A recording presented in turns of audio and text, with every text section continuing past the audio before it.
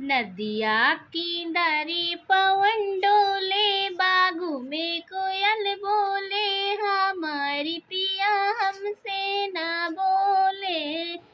ससुइया से एक बार बोले, हजार बार बोले, हमारे पिया हमसे ना बोले।